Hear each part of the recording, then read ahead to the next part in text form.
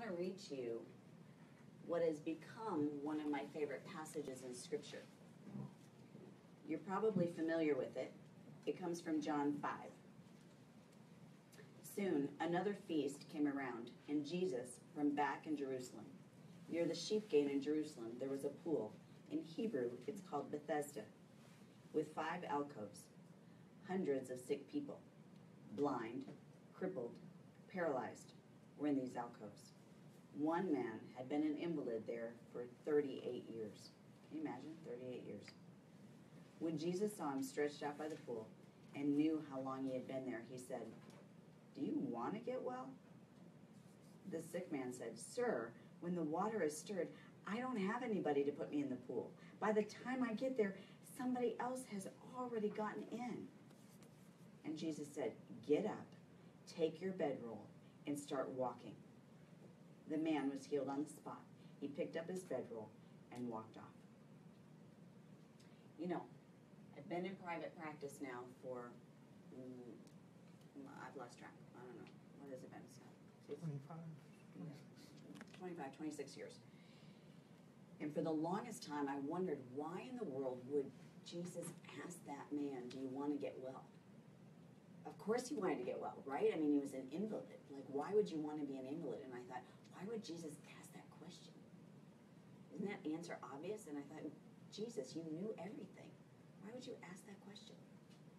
But the longer I've been in private practice, the more I realize not everybody really wants to get well. And the reason I know that is because I conduct what's called a neuropsychological evaluation. If you come to my office, I'm going to conduct an evaluation.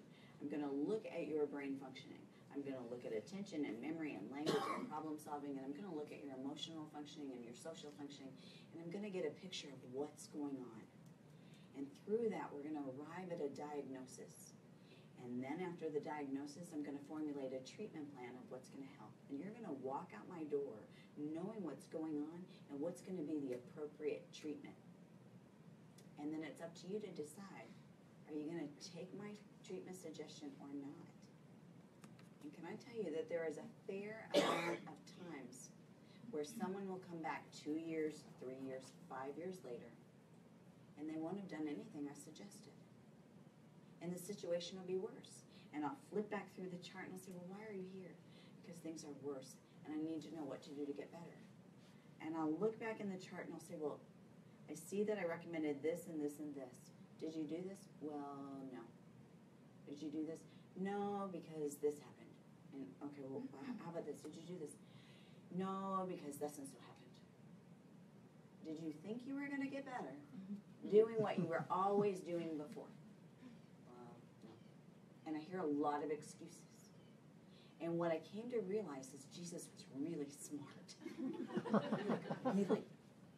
Now, I always knew that, but it always dumbfounded me. Like, why would he ask the lame man, do you want to get well? He wasn't asking because Jesus needed the information.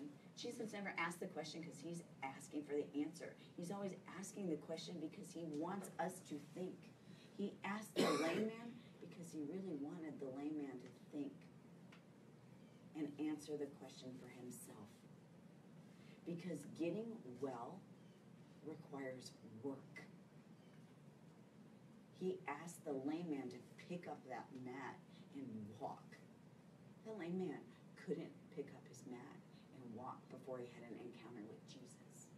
But it was going to require faith that Jesus was going to do something, and then he was going to have to do what Jesus asked him to do. It was going to require work.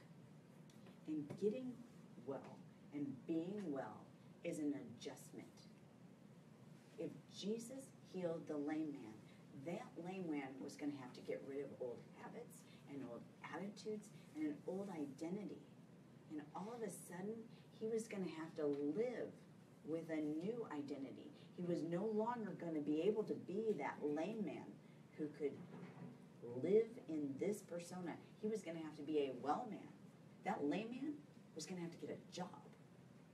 He was going to have to do something. He was going to have to make a living. He was no longer going to have the excuse that I can't do it anymore because I'm lame. So being well is an adjustment. And sometimes, can I tell you, it's easier to live in our known misery than to trade that in for the unknown, the new normal. So sometimes we have to ask, do you want to be well enough? Do you want it bad enough that you're willing to do the work that it takes to be well?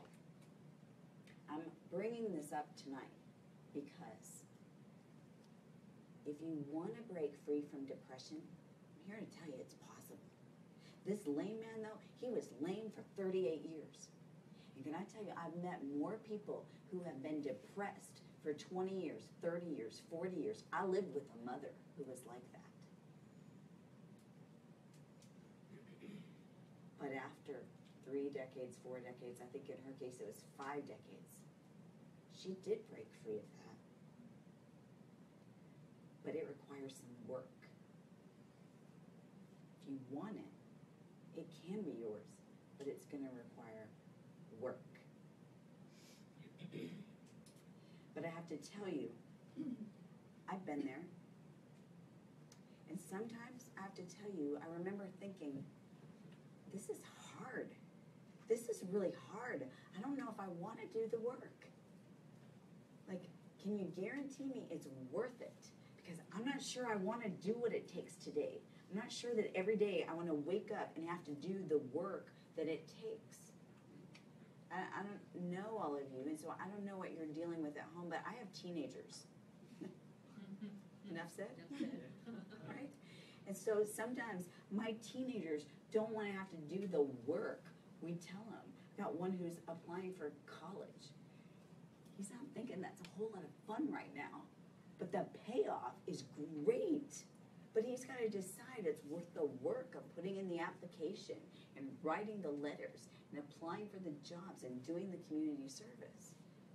But can we virtually guarantee it's probably worth the work? But he's got to make that decision. I can't make that decision for him. But if he's willing to do the work, the payoff is great. And if you're willing to do the work, it's worth it in the end.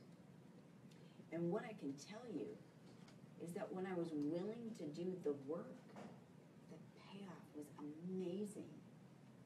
And what I want to assure you is that God doesn't play favorites. And so what he was willing to do for me, he's willing to do for each one of you